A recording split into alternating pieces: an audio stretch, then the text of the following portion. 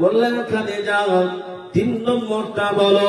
খাদিজা রাদিয়াল্লাহু তাআলা আনহা ওই সময় বলতে লাগলেন, ওগো আল্লাহর নবী বলতে লাগলেন, খাদিজা বলো 3 নম্বরটা বলো। বলে নবীজি আমি যখন আমার মৃত্যু হয়ে যাবে, আমার যখন কাফন পরানো হয়ে যাবে, আমাকে যখন দাফন করে 3 মুষ্টি মাটি দিয়ে সবাই বিদায় নেবে, ওগো আল্লাহর নবী, ওগো আল্লাহর নবী আপনি সবাই চলে আসবে, কিন্তু আপনি একটু দাঁড়িয়ে থাকবেন, কারণ কবরে মানুষ যখন চলে যায় মুনকার নাকির দুটো ফেরেশতা আসে। কি নাম বললাম বলে বলো? মুনকার নাকির ফেরেশতা আসে। ওই মুনকার নাকির ফেরেশতা আপনার আমার কাছেও আসবে, ওই কবরে আপনাকে আমাকে প্রশ্ন করবে, মান রাব্বুকা মা দীনুকা মান নবিয়ুকা, তোমার রব কে ছিল বলো, তোমার ধর্ম কে ছিল বলো, মান নবিয়ুকা তোমার নবী কে ছিল বলো। যদি আপনি আমি এই 3টা প্রশ্নের উত্তর দিয়ে দিতে পারি, আল্লাহ পাকের ওই ফেরেশতা আল্লাহ পাকের কাছে গিয়ে বলে, ওগো আল্লাহ পাক আপনার বান্দা বলে এই 3টা প্রশ্নের উত্তর দিয়ে দিয়েছে। আল্লাহ পাক বলেন আমি দেখেছি, যাও যাও যাও যাও জান্নাতের পোশাক নিয়ে দাও, জান্নাতের বিছানা বিছিয়ে দাও, আর জান্নাতের সঙ্গে একটা দরজা লাগিয়ে দাও। আমি আল্লাহ পাক বলে দিচ্ছি, যাও কিয়ামত পর্যন্ত আমার এই বান্দা বান্দির কবরে আমি আল্লাহ জান্নাতের সুগন্ধ হাওয়া পৌঁছে দেব। জোরে বলো, আর একটু জোরে বলো। ও মুসলমান শুনে গেলি, কিন্তু আপনার আমার জবে যদি যদি যদি জানি না বলতে পারবো না।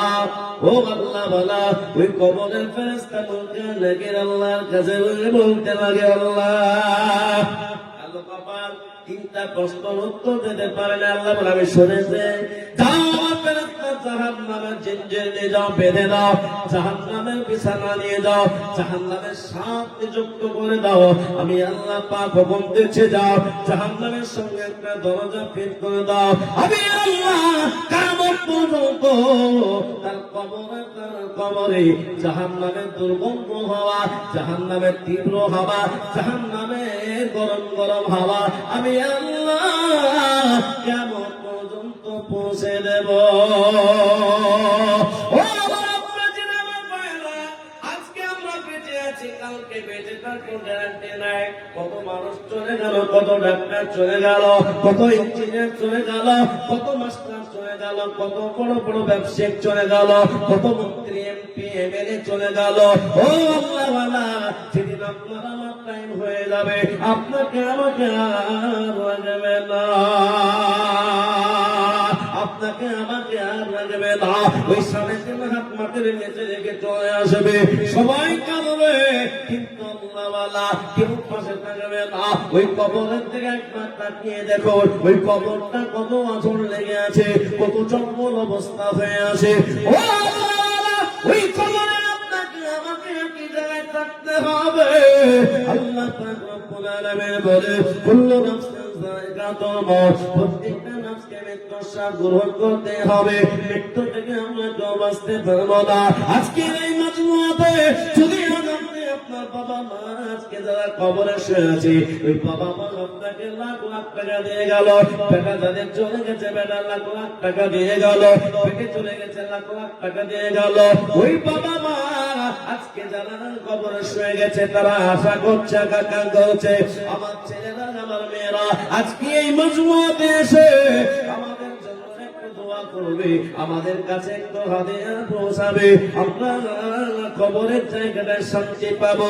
ও আল্লাহওয়ালা, কত টাকা কোন থেকে চলে যায়, কত টাকা কোন থেকে নষ্ট হয়ে যায়, কত টাকা কোন থেকে শেষ হয়ে যায়। আজকে আপনাদের কাছে বলবো আল্লাহওয়ালা, আমি গোটা পশ্চিমবাংলা, আসাম, ত্রিপুরা, ঝাড়খণ্ড, বিহার থেকে শুরু করে আমি মাদ্রাসা বিভিন্ন জায়গায় আমি লাখ লাখ লাখ টাকা চাই, কিন্তু আমি লাখ লাখ টাকা আজকে চাইবো না।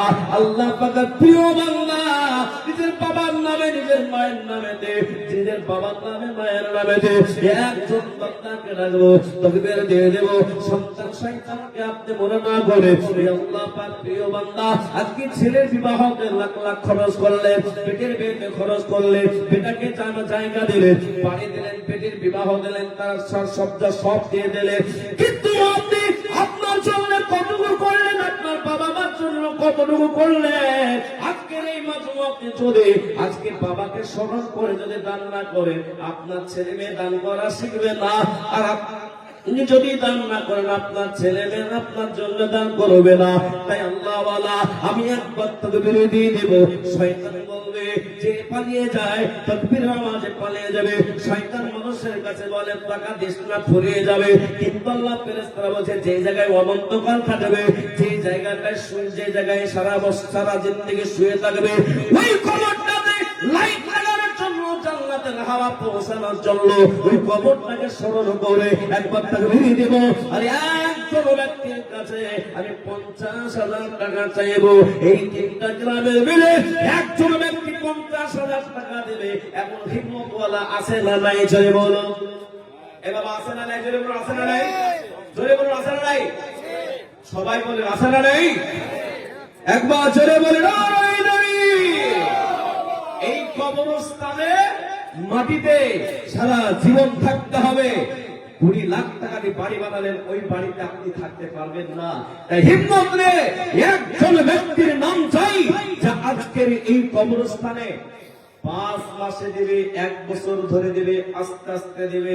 আপনি বলবেন আমার কাছে জান আছে, মাল নাই, আমি আস্তে আস্তে শোধ করে দেব, আমি বেঁচে থাকলে শোধ করে দেব। ও আল্লাহ ওয়ালা নামটা লিখিয়ে বলতে পারবেন ইনশাআল্লাহ একজন আল্লাহর প্রিয় বান্দা, একজন প্রথম নম্বরে 50,000 টাকা। যদি একজন যদি আজকে বলেন নাই আমার কাছে, জানতে হবে দুনিয়ার প্রকার মহব্বত জমে গেছে, ভালোবাসা জমে গেছে। এই কবরস্থানে দাদা দাদি নানা নানি ভাই বোন যারা ঘুমিয়ে পড়েছে, তাদের দিকে একবার লক্ষ্য করে স্মরণ করে না। ভাই একজন ব্যক্তি